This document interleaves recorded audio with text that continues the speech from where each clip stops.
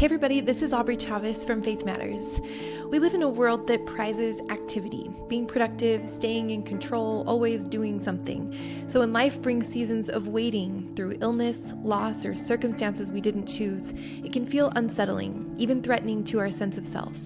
But what if those seasons are actually inviting us into a deeper understanding of God? Today we're joined by Terryl Givens to explore an extraordinary book called The Stature of Waiting by W.H. Vanstone. Vanstone noticed something hiding in plain sight in the gospel accounts of the last week of Jesus' life. Up until a certain moment, Jesus is the one acting. He's teaching, healing, feeding, leading, and then almost imperceptibly, the grammar of the story shifts. He's no longer the one doing, but the one to whom things are being done. He's handed over, he waits, he receives, and Vanstone suggests that this isn't a tragic turn in the story, it's its deepest revelation. Terryl and Fiona introduced so many of us to the God who weeps in Moses 7. In Vanstone, we meet the same vulnerable God again, this time waiting, and we ask what it means to follow that God in how we love, how we age, how we suffer, and how we let ourselves be carried. We hope that as you move through Holy Week, that this conversation helps you see the face of God in the most vulnerable moments of the Easter story and in your own. And with that, here's Terryl Givens. All right, Terryl, thank you so much for being here. Great to be here again. It is always too. your favorite guest. Do we need to edit that out? I was going to say, they'll edit that out, won't they? It is just so good to be with you, always. Thanks. Very excited about this discussion. I wonder if you'd start by saying a few words about William Vanstone, who publishes as W.H. Vanstone. Yes. You mentioned just before we started recording that you've been shaped by him. I have been shaped by him. I love this man. He died in 1999. He was an Anglican, kind of a country parson. His friends said of him that he could have been Archbishop of Canterbury, that he had the talent, the academic level of achievement, the brilliance.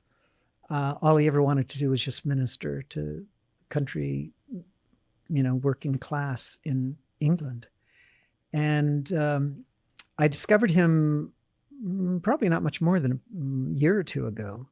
When I was at a retreat, I had gone to a cabin that my good friend Judge Griffith loaned me to try to finish work on my history of Christianity. And I took just a couple of books with me, and one of his was his book called Love's Endeavor, Love's Expense. And I can't think of anything that has affected me more deeply, both just at the spiritual, the heart level, but also theologically. And I'll just summarize one thing that he said in that book. He quotes Anselm, the hugely influential medieval theologian, who said in a very famous Latin phrase, "You have no idea what the cost of sin was." And Vanstone said, no, he got that wrong. You have no idea what the cost of love was. Wow. And that's not just a kind of poetic shift in emphasis. There's a profound theological distinction between those two approaches to the work of Christ. So I knew in that moment I had found a kindred spirit and a beautiful soul. As I delved into his biography, nobody has written a full-length biography of the man, but there have been some tentative efforts to piece together the elements of his life. And one of my favorite stories is, of course, he was a parson for many, many years, half a century or more, and yet none of his sermons survive.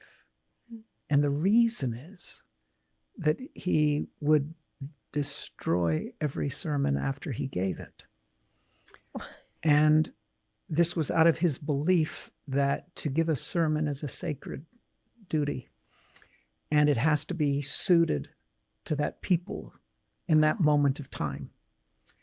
And to have recourse to something you had written before for a different audience would not be a genuine offering. Wow. And how could you not love the heart of a man who has that kind of a sense of what it means to be called to serve his people? So Love's Endeavor, Love's Expense, published in America as The Risk of Love, was my first exposure to him. And then I discovered he'd written two other brief books one called The Stature of Waiting, which I hope we'll be talking about today, and the other Farewell in Christ, which is a collection of his stories from the ministry. He doesn't seem to be on the radar of most people, even most theologians today. He's a favorite of Sarah Coakley, one famous theologian. I asked Ian McGilchrist if he knew his work, and he said, no, but everybody tells me I need to read him. So I think his star is kind of in the ascendancy. I hope, because nobody is more worth reading than Vanstone. In writing the preface to one of his works, another theologian said, all theology is written in blood. It comes from the deepest places of our heart. And I feel that's true of Vanstone. In fact, I won't say who, but it was after finishing Vanstone that I committed to never read a certain theologian or theologians again. I just feel like if their heart isn't in alignment with God, then I'm not sure I want to hear anything they have to tell me about God. And I think it was Vanstone that convinced me of that principle. Would you, before we get into the real body of the conversation, would you say a few more words about the cost of love and what he meant with that shift? Yes, and he comes back to this theme in The Stature of Waiting, but what he means is that God is vulnerable. By loving, God is vulnerable. So you may have to steer me back because I tend to digress, but I get onto this topic of love, and I think that love is a paradigmatic example of a problem in theology general.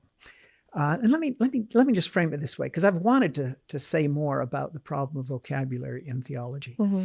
If you were nuclear physicists or cosmologists and you began to talk to me about quantum uncertainty or black holes, I couldn't stop you and say, well, I've always understood a black hole differently. Or when I talk about electromagnetic waves, I mean something different. I have to defer to you, because if a study has achieved the status of an academic discipline, then we defer to the specialists to define the working vocabulary of that field. Yes. And that's true in engineering, it's true in physics, it's true in biology. So a curious thing happens in theology. A recent example, I was criticizing in one of my manuscripts the dominance of sovereignty and glory in theological discourse from the 4th century on. And a Catholic theologian wrote back to me and he said, you massively misunderstand. I love that. I'd never been put down quite that way before. You massively misunderstand glory. Wow. And I think that was the moment at which I realized theology does not occupy the same hegemony or monopoly on vocabulary in the religious field that a scientist does in science, because religion is a lived thing. And so I, sitting in the pews, have every right to hear a word like sovereignty or glory or God through the lens of my experience. And so it gets very complicated trying to narrate a history of theology. And I think it makes more sense to narrate it as a history of ideas. So love is one of those, right? There's no more key term in theology, it seems to me, than love. And yet I think there's no term that has been more abused, especially since the Gospel of John gives us a set of parameters within which we can frame our conversation about love. And so when I read what Vanstone had to say about love, I felt he gets it. He understands the message of John, that love so obviously entails relationality, right? It has to be between two persons. And as we know from human experience, to love is to be vulnerable. It is to open us up to the unexpected consequences of that commitment and that interrelationship. And Vanstone, one of my favorite sentences in his book, he said, no one can take seriously the proposition that love means something different for God than it does for us. And when I cite that passage, I say, unfortunately, all too many people have taken that proposition seriously. So I'm so surprised that that he was a newer discovery for you, because I figured this was foundational to the God Who Weeps. And I know you were drawing on Moses 7, but this is the same God, vulnerable God. He's obviously not using Moses 7, but I'm so surprised that this is something you found after this. Yeah, absolutely. Yeah, I'm kind of glad I did. Then I don't feel like a plagiarist. In fact, talking to Fiona about this book, I said, Fiona, he wrote The God Who Weeps many years before we did. Yeah. And he just wrote it in a different vocabulary. But I can find virtually no space between his positions theologically and Fiona's and mine. Well, tell us, would you talk about how he gets to a vulnerable God? Yeah, he and this is one place where vocabulary really becomes very, very important, because he is trying to operate within the framework of an Anglican theology. Yeah. And so he does have certain commitments that are kind of non-negotiable. And one of those that he thinks is non-negotiable is the impassibility of God. So you'd think that would be a non-starter. But his third book, The Stature of Waiting, is pretty much a study of the word, passibility, passion, and an attempt to reframe it in both an etymological and historical way to give us more room to buy into the creedal view that God is impassible, but makes himself passible.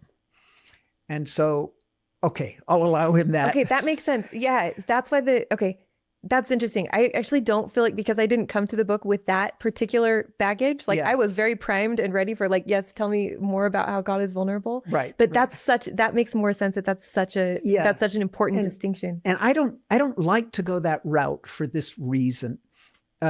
It hinges on the concept of kenosis, okay? And I hate to keep introducing technical vocabulary here, but kenosis, it's the word that appears in the epistle to the Philippians.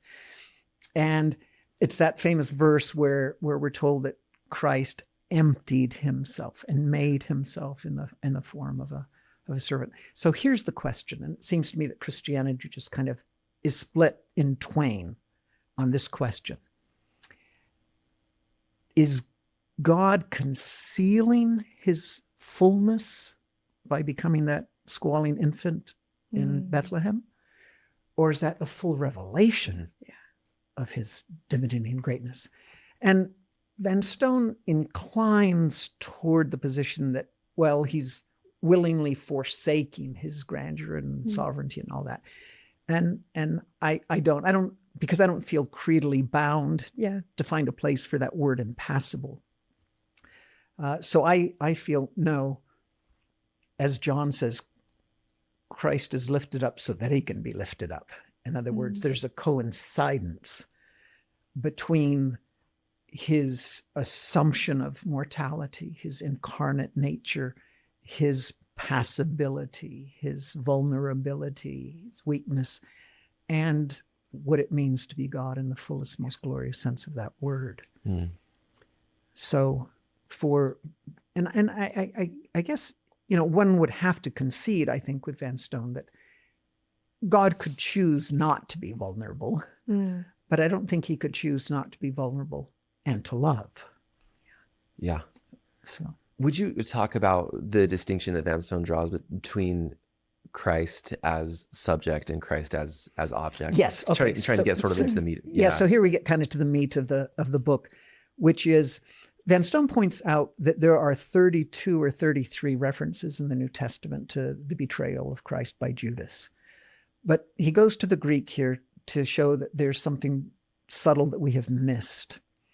So the Greek word for to give is didomi. And when Judas betrays Christ, one time it's called prodidomi. And that means betray. But every other time, the Greek word is paradidomi. And the difference there is that when you say betray, what are you drawing attention to? Like, he betrayed me or he betrayed him. You're drawing attention to the culpability of the traitor. Yeah. But to say hand over, which is what is used 32 times, is to draw the attention to what it is that awaits the person that you have turned over. And so Vanstone is doing a study of what it means to say that the passion of Christ is inaugurated and in fact essentially consists of the being handed over. Yeah. So the question is, what is he being handed over to? And one way that Vanstone would answer that is, well, nobody knows. Christ didn't know. It is the unqualified nature. It is the unconditionality of Christ's willing embrace of whatever awaits him that is the only metric of true love. In other words, anytime that we set a limit or a condition or a parameter to love, then it's not universal, it's not inexhaustible, and it's not costly. And so let me come to it from a slightly different direction. So this past December, I was in Scotland to interview McGilchrist, and then Zach set up a kind of soiree in London, right? Which is, I begged him to let me out of it. And he said, no, Terryl, we've invited too many people and we brought you here. You can't stay home. That sounds like the truest story I've ever heard. So I had to attend the soiree, and it was with a dozen kind of thought leaders, spiritual guides, scholars, and one of the people there was Ian McGilchrist's publisher. I think his name was John Rowson. Yeah, brilliant man. And I met him just in the closing minutes of the evening, and so it was just he and I speaking. And he described himself as a kind of proto-Christian. So he's not committed denominationally. He's in that kind of seeker phase, intellectual / spiritual. And so he was genuinely curious about Mormonism. And he was asking genuine questions. And I felt in this whole setting, it seemed to be populated by people largely who had given up on denominational Christianity. And yet we're still seeking something. And that spoke volumes to me about how better prepared we need to be to tell our story in ways that haven't been shaped by creedal preoccupations or apologetic norms. And so I found myself talking to him in terms that I'd never used before. And before I knew it, I was telling him the story of Christianity and humanity and Christ's redemptive work through the language of Vanstone. Wow. And we'd been talking about embodiment and materiality. And so here's how I kind of rephrased my understanding of Vanstone. So the saga of the cosmos begins, for McGilchrist, it begins with consciousness. For Latter-day Saints, it begins with intelligence. And I think there's an integral connection and maybe even an identity between consciousness and agency. So something about our primordial nature is rooted in or commensurate with agency. And this is one of the most phenomenal, exciting facts of existence, is that we can choose, we can shape ourselves, we can act upon this universe in any way we choose. And so I'm describing to this man in these terms what I understood to be the nature of human existence. And I said, so that's the beauty of it. The costliness of it is when the recognition dawns upon us, oh, you're an agent too. And you're an agent too. And that means that even as I find this indescribable power to act upon other things and beings, they have that same power to act upon me. And so existence is kind of sheared between these two imperatives, the one to act, to be the center, the behind agency and action and change, and the other is to be acted upon in ways that we might not like. And so I said, that's the beauty and the terror of existence. And I think few people in human history have captured that beauty and terror simultaneously. I think William Blake did, where he tries to imagine what it means for a spirit to experience that moment of embodiment. Mm. That's what he does in the Book of Thel. And so I'm talking to this gentleman, and I said, so I think what Christ was doing was saying, I will model for you the optimal way to experience those twin dimensions, to act maximally toward the thriving of every other agent in the universe, and at the same time to be willing to be exposed unconditionally to the agency of others. Yeah. And no human being has modeled that as perfectly as Christ. And the Passion Week was inaugurated when he chose to allow Judas to hand him over to the infinite, unfathomable terrors of the worst that humanity could throw at him, and demonstrate his sufferance of that, his vulnerability to that, and the victory of a non-transactional love in the face of that. Yeah. So to me, that's controversial on multiple levels, right? The first being that there's this fundamental human instinct, I think, born out of our original tribalism to have control over our surroundings and over ourselves. Right. It's just like we really lean into the agency half and not the other half, because that implies that we'll be secure, that we'll be safe. So I think there's just something inside all of us that wants that and only that to be true. Yeah. And then on like a Latter-day Saint level, like the scriptures that come to mind immediately are the ones that, and I'd be curious on your take here, and I think it's 2 Nephi 2, that we are to act and not to be acted upon, or, that we're to be anxiously engaged. And I think there's also, especially within Latter-day Saint culture, there is an idea that the most righteous among us are the most successful among us, those who have acted upon the universe to their own benefit and to the benefit of others, most successfully. I don't want to straw man that. I don't think, when we look at, the mission president who's achieved, great success in business or whatever, like, I don't think we are glib enough to say that man, has just achieved for himself, but we do look at a bigger picture of how these people that we've looked up to have benefited the world. But it has always been out of this anxiously engaged action. Yeah. So there, as a Latter-day Saint and a human, there are multiple things working on me that raise some eyebrows. Yeah. Okay. So let's talk about some of those. First of all, the title of the book does a lot of his work for him. The Stature of Waiting. So part of what he is trying to do at both a deep theological level and also at a practical kind of quotidian level is to dignify waiting and to suggest that there is if not active, there's a willful component to it. So the practical dimension resides in the fact that in prior generations, disease takes most of us prematurely. Now, most of us will end our lives in nursing homes, being dependent objects of care.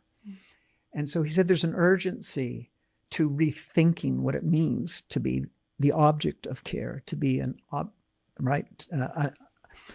to be an object without sacrificing our agency. And I think that's the paradox that he's trying to create here. So there is a way in which, as Milton said, those also serve God who stand and wait. Yeah. So there's a kind of waiting that is not hopeless and passive and fully acquiescent, but embraces the necessity for that phase, that dimension of our lives.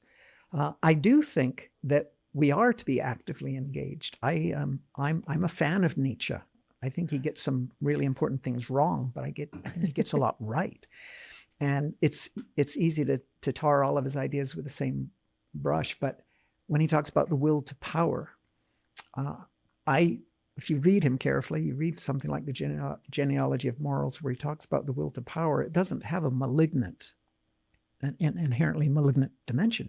It's what he's saying is, as humans, we realize we're agents and we want to leave a footprint in the sand. Mm-hmm. We want there to be some evidence that we were here. And I think that's a noble and godly thing in and of itself, but it can easily get twisted in different ways. But he simply means the will to power is how agency manifests itself in its purest form. I think that we have a kind of mania for action in our culture that hasn't served us well.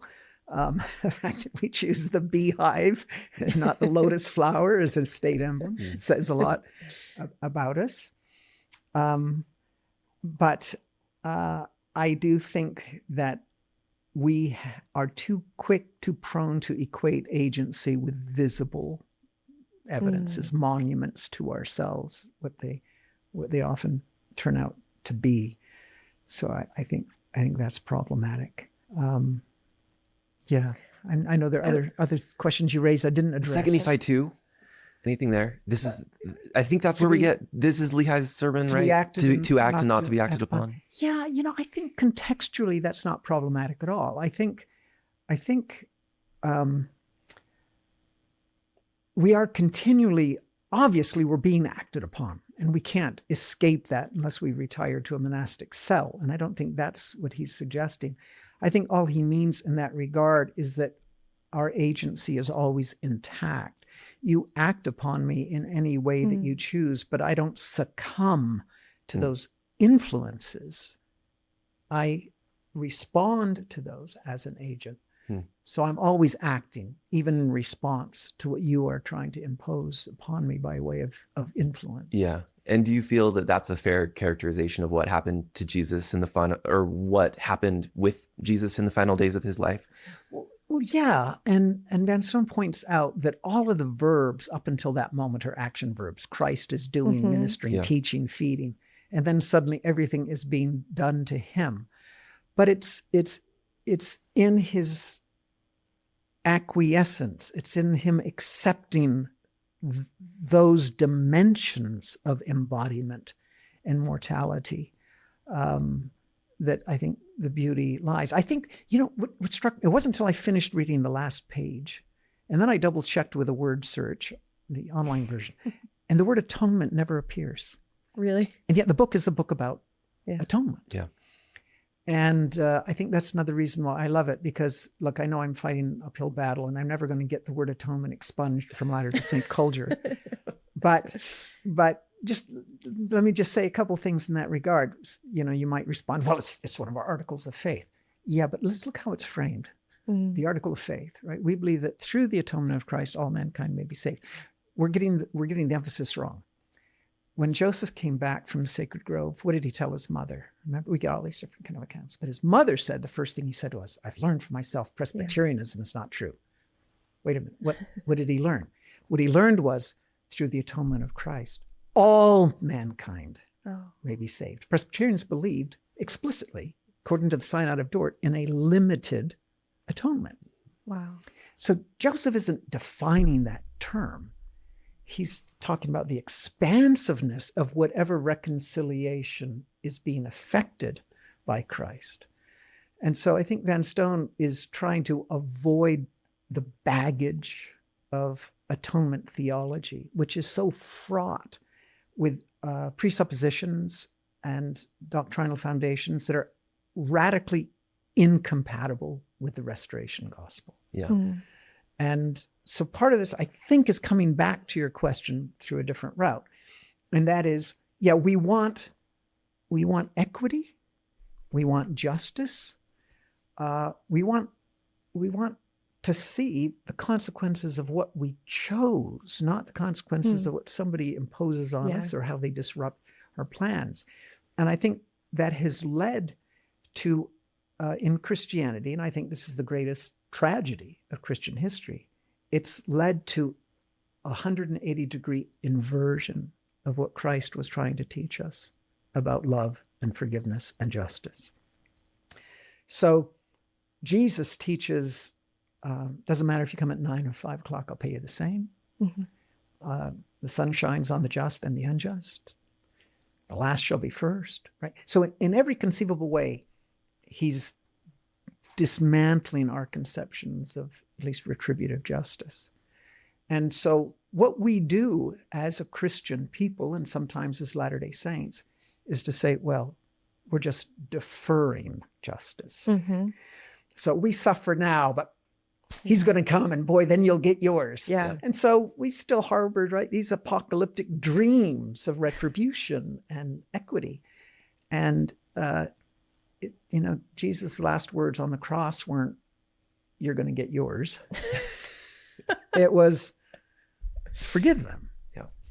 And so it seems to me that there's the invitation to an eternal inequity.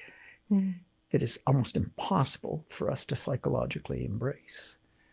And yet I think when Christ hands himself over, Vanstone is saying, it's an infinite handing over. It's not like, I'm just going to hand myself over for these 3 days. I will wait eternally upon the response to love.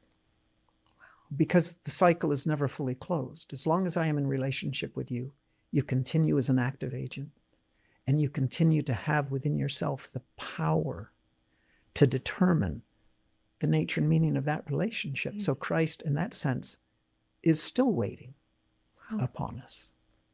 So what does that look like if, when we are to actively try to emulate God? I think it has made more sense to me that we practice becoming agents. It feels so much muddier to imagine what does it look like to practice being godlike in a vulnerable, acted upon way. Like I don't know how to put that into spiritual practices. Okay. Let me suggest what it might look like in spiritual practice and what it might look like in terms of future cosmologies. And, Okay.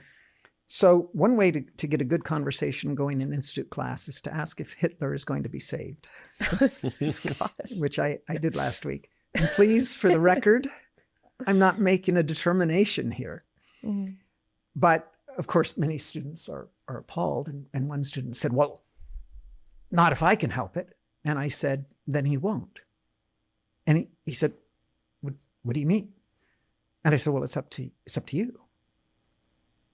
And, there's this moment of confusion. I said, well, let's look at a minute. What do you mean by heaven? What do you mean by salvation? And it's so hard because we think we're Latter-day Saints and we're still using the vocabulary of Protestants. We're still using the conceptual paradigms of, and then you think, wait, what is, okay, section 132, same sociality. Okay, so it's about eternal, so it's about relation. Oh, so heaven is living in these perfectly loving relationships that are untainted, uncontaminated by selfishness, greed, sin. Okay, so who will be in those relationships with you? So then I return to Matthew chapter 5, the Sermon on the Mount. And there's this verse, I think it's 26, 27, where Jesus says, if you're on your way to the altar and you remember that somebody has something odd against you, go to that person and be reconciled.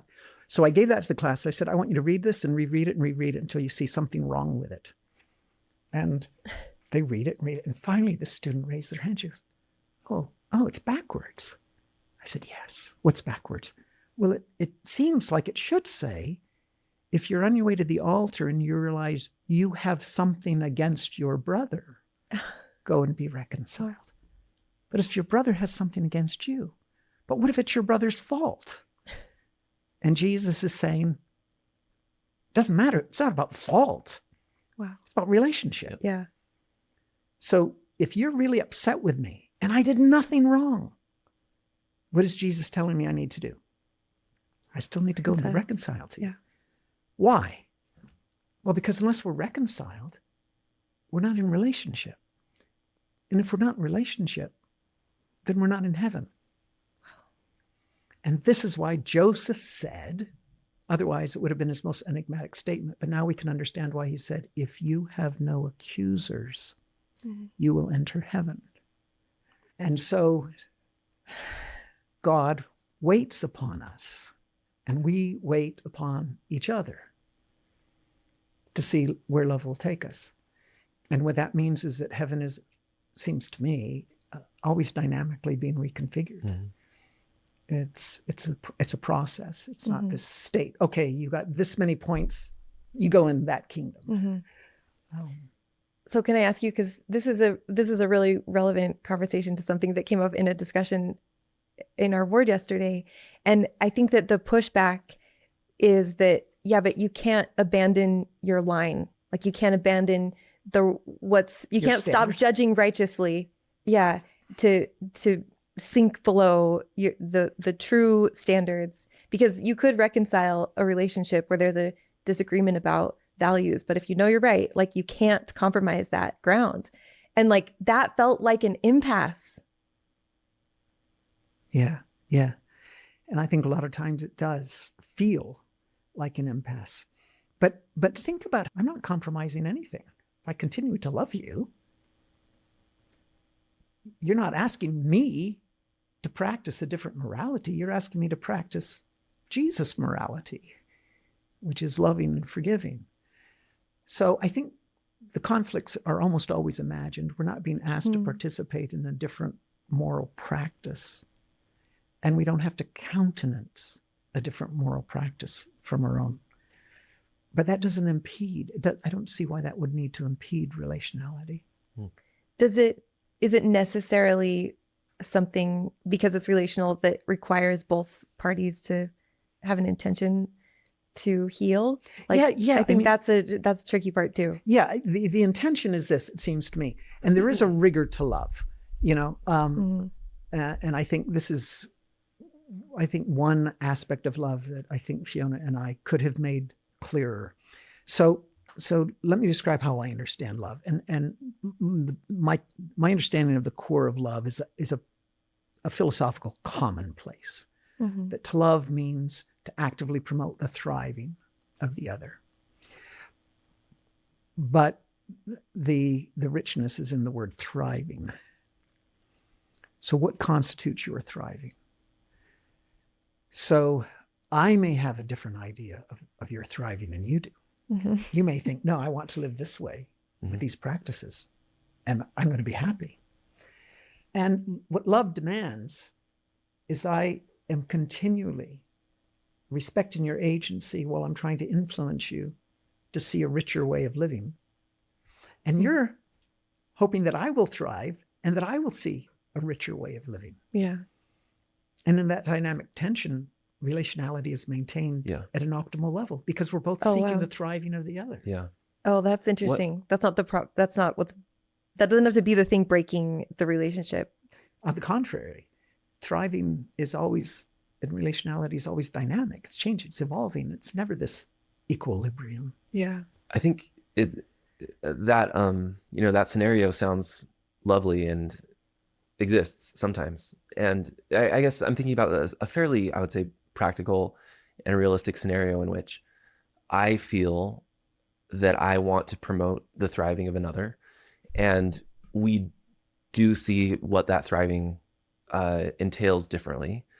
And this person is not necessarily thinking along the same lines of, we're going to have this dynamic interchange and we're going to be continuously promoting each other's thriving. But there's more of let's say I go to this person and say, in some manner of speaking, I say that I love them and I want their thriving.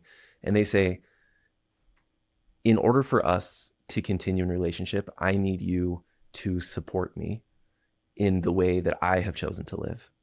Do you support me? I think my instinct is to say yes, I support you. And because what they have set as the sort of table stakes of this conversation is, if I say no, or if I say I don't believe that promotes your thriving, they say that's not support. We're going to end this relationship, at least for now. I think that's a fairly realistic and common scenario. I think you're right. How would you address that? Because I feel like in that scenario, I'm not necessarily empowered to stay in relationship with that person. Yeah. Otherwise. Yeah. Yeah. So, yeah. Well, this is why Fiona is a hardcore universalist and I'm a hopeful universalist. And there is a difference. Interesting. Wow. She thinks, as Augustine did, she doesn't like to be put in his camp, but Augustine said that in the end, God's love will always be irresistible.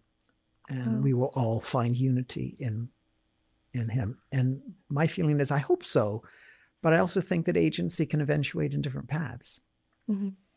And so I always hold out as a possibility that some relationships won't be reconciled because each people are just going to continue to see the cosmos and their agency is going to be exercised differently.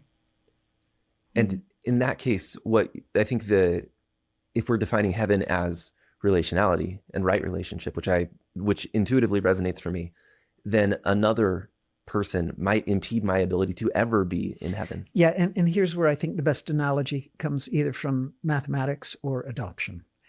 In mathematics, we've known since the 19th century, I think, that there are different infinities, right? That the number of natural numbers is infinite. The number of prime numbers is also infinite, but they're not commensurate infinities. Yeah.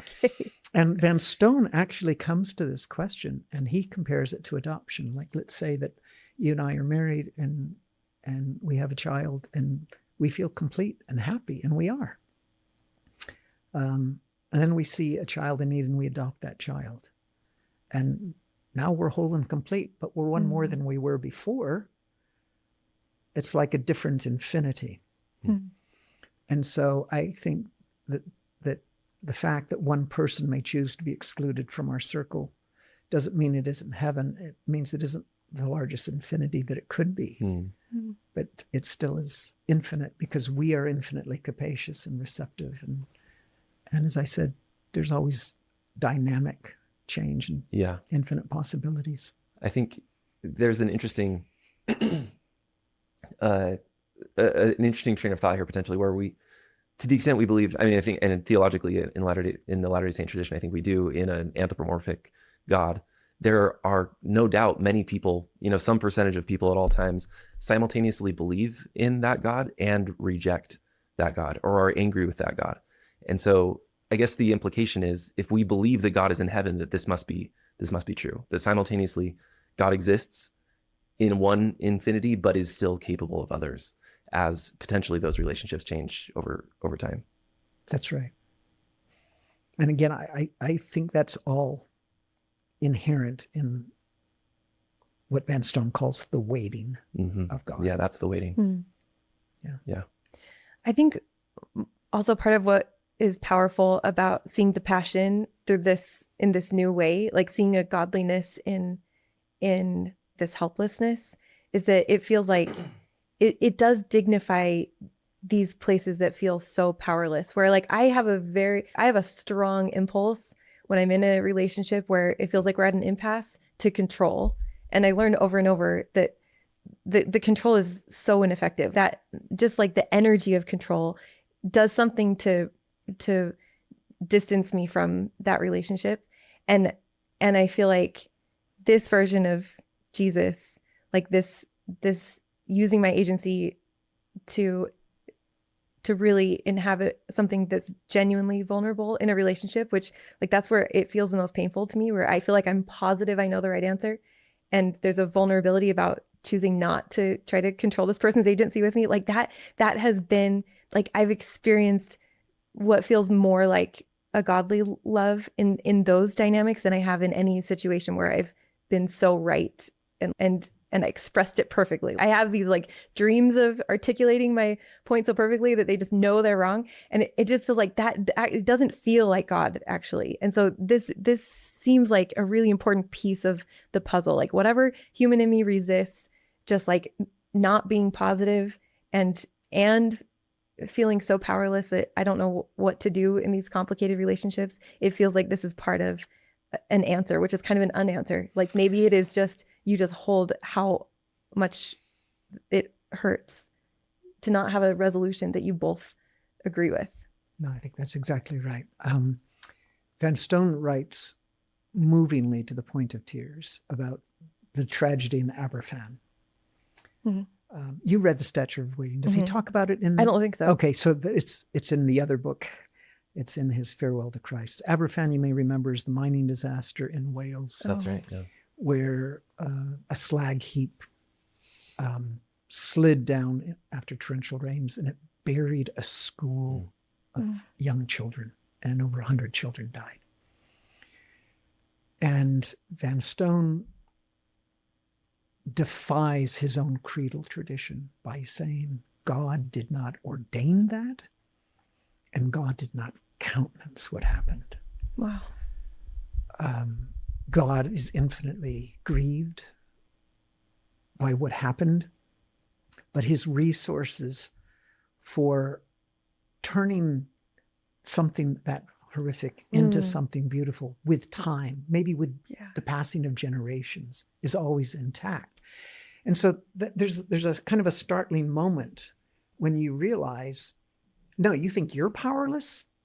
Imagine experiencing that tragedy with the power to do something, and yet love doesn't allow you to intervene. Oh, that's interesting. In the natural world or in human agency in such a way. And then you realize, no, this is the cost of love. And as I sit here impotently watching my child suffer because she continues to make terrible decisions, and I'm just, there has to be some way out of this impotent suffering. And the answer is, no, there isn't. No, there isn't. And then you see that's what Christ was trying to teach us in the Passion. It wasn't about retribution or paying a debt of justice. What horrific ideas, right? That somehow somebody or something is going to be pleased as long as somebody pays. No. Yeah. No, it is about the impotence of suffering in the face of evil, responding with love and coming out triumphant in the end. In what way are you saying, just to clarify, in what way are you saying that God was, in the Aberfan example, in what way would God have been powerless to intervene there? This gets at the problem of evil, obviously. But what do you mean specifically? And it is the power, and I always quote C.S. Lewis here, right, in Pure Lander, where he says, either everything or nothing must depend on human agency. And if everything, then you can't set the bounds. Yeah. Wow. So I feel that, God dropped us off at school and says, good luck.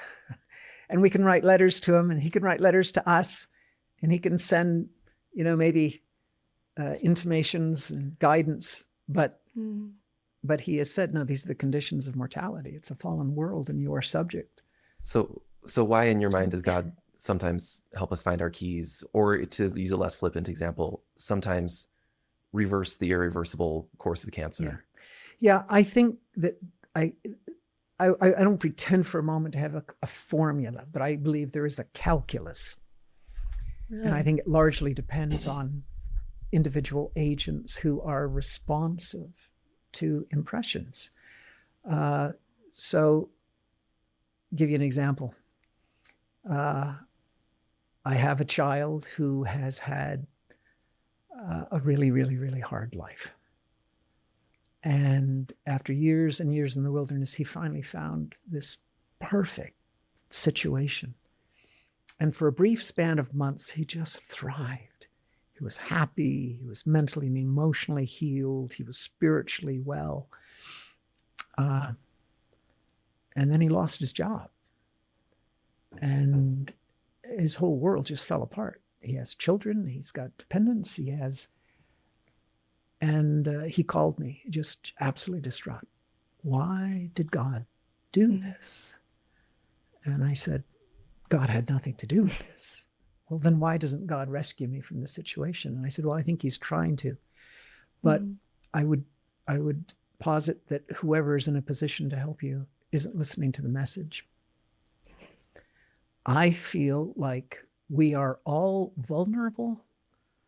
And the only way out of our vulnerability is when angels are available. And I believe in that literally. I believe that anytime you are praying for something, you are hoping that your doctor is the kind of person who that morning when he gets up, he listens and he just feels this twinge of inspiration to maybe do this. Or this hiring manager just feels the inspiration to give this person a chance. Or this other person just feels maybe I should go sit with that lonely person at the lunch counter. Every single time a miracle happens, I think it's because somebody was receptive. And I don't think receptivity is a matter of righteousness.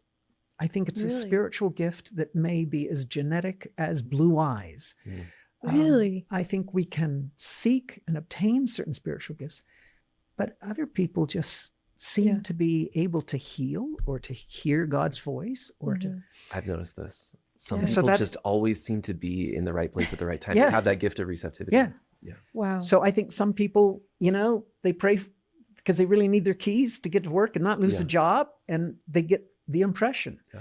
And somebody prays that their daughter won't be assaulted during her 2 years in the Peace Corps, and she is, because the people who did the evil weren't receptive. You see what I mean? There are too many agents involved in all of these cases. Sorry. Well, my question is then, like, and has something gone wrong? Like can't, I guess, like I've been reading Falling Upward again, and Richard Rohr says that spiritually there are no dead ends. And I want to believe that if we step back, that like even when the worst happens, that it can be made good.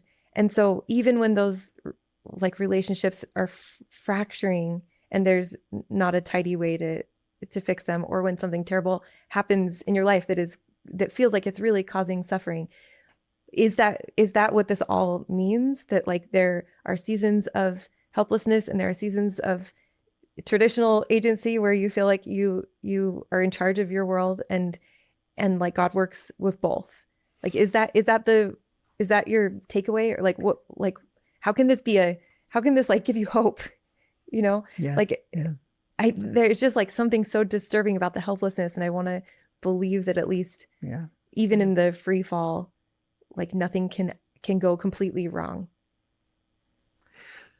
I'll just make a kind of parenthetical comment here. I personally am a doctrinal minimalist and a theological maximalist. and by that, interesting. What I mean is, as President Oak said, we know so much less than we think we do. So how many doctrinal questions are there in the Temple Recommend interview? Like 3, right? But the possibilities that we can build out of so I'm speculating. Okay. But I don't think everything comes out even in the end. Look, I look in the world and I think there are people who are suffering far more than I have or than I will. And I don't think that's by God's design. I think the universe is messy. I think the world is broken. I don't think God is orchestrating pain and suffering. And we talked a little bit about urgency earlier. And this is what's urgent about the gospel, is not the particulars of our evangelizing program, but the sum total of what we're trying to do. If we really convert people to the gospel, they really get the gospel in their hearts, and they're really motivated to go out and alleviate human suffering, then we're doing the best we can to help Christ repair the broken world. It's wonderful, as Fiona has pointed out, that when we read the baptismal covenants in Mosiah, all 3 members of the Godhead are implicitly invoked, right? The bearing of burdens, the comforting. Wow. And help me with the 3rd one there. Bear one another's burdens, comfort the afflicted, and mourn with those who mourn. So we get the weeping God, we get Christ, the burden, and we get the Holy Spirit. Wow, yeah. Comforting. And so they're communal covenants, right? I will bear your burdens. I will. And so I think the work is more urgent. And all that we know is in the end, there will be no more. All tears will be wiped away. But in the interim, I think we all suffer unevenly and sometimes disproportionately to anything God intends or desires. It's interesting to me that you bring that up. I actually wrote a fairly lengthy entry in my journal about this yesterday, because it was Sunday morning. We're in this beautiful valley. It's silent, it's clear outside, and I feel immense gratitude for where and when and how I live. And at the same time, bombs are falling on Iran. At that very moment, someone is receiving a cancer diagnosis or being abused in some way. And so I simultaneously have this gratitude and I would say a very strong sense of guilt that I am living this way. And who knows what's going to happen, in the future in my life, but at least it's fair to say that I have suffered far less than many, many people. Yeah. And so how do you deal with that dichotomy? Here's how I deal with it. We used to have a number of voices in our culture that would say, well, you are where you are because you are part of the chosen and you're part of the elected, and you earned it in the pre-existence. And that was the only narrative I heard until I wrote my book on Premortality and read the story in Plato's Republic, where this person named gathers this assemblage of spirits and is about to give them their assignments in mortality. And he allows them the option to choose by lot. And as they are choosing the lives they are going to live as embodied spirits, he says, remember the purpose of mortality is the acquisition of virtue. And the life of a rich king may be less conducive than that of a struggling peasant. And that was when I first was struck by this idea that to the extent that we did choose the nature and conditions of our embodiment, which is a speculation and not doctrine, but to the extent that that may be true, then I'm looking at all kinds of souls more valiant and durable and less fragile than I am, apparently. And so if I'm going to speculate, I speculate in that direction. I was going to ask, so could you help me with one more dissonance that I feel about this entire thesis of Vanstone's? And it's that it's sort of around the impassible passibility of God, of Christ in particular. There are moments in my life when I am genuinely vulnerable, when I am genuinely acted upon and genuinely powerless, I feel. And I think that's true of almost everyone. And I think we believe in this actually as Latter-day Saints too. The scene where Peter cuts off the soldier's ear, it's like that is a manifestation of what Christ could have done if he wanted to, but he genuinely chose this vulnerability. And in that sense, it's not genuine vulnerability in the same way that we experience it. We actually comfort ourselves in the way that we say, well, Christ gave himself up to the cross. This was all a choice. The Romans thought that they had Christ in their power, but they didn't. And so like that gives us comfort in the sense that God was always in control. This was all part of the plan, but it also inhibits the empathetic nature of the relationship in some ways. Yeah. It's kind of like the undercover boss, right? Yes, right. Exactly. He isn't really subject. Yes. That is such a good just analogy. pull rank at any moment that he exactly wants it. to. Yes. And let me just say initially that that's such a good question that I want to sit with it before I answer any kind of a glib response. So while I think that through, let me digress a moment to just lay out the terms so that we know what we're talking about with passibility and impassibility. Technically, to be passible means to be subject to influence from outside. So in classical theism, aseity is the term that is used to describe God's self-sufficiency, which means he can experience emotion. He could feel love or anger, but he will not be influenced by anything outside of his own judgment.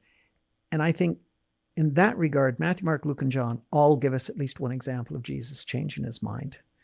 And really significantly, in Luke, it's the resurrected Christ who changes his mind. And in 3rd Nephi, it's the resurrected Christ who changes his mind. So in that sense, we have scriptural authority for the passibility of the divine. You're saying changes his mind based on an external influence. Based on external things, that's right. The pleading, the importuning of the disciples, and he changes his mind. Given that they are kind of narrative minimalists, that was, and that's a pretty deliberate gesture in all those cases.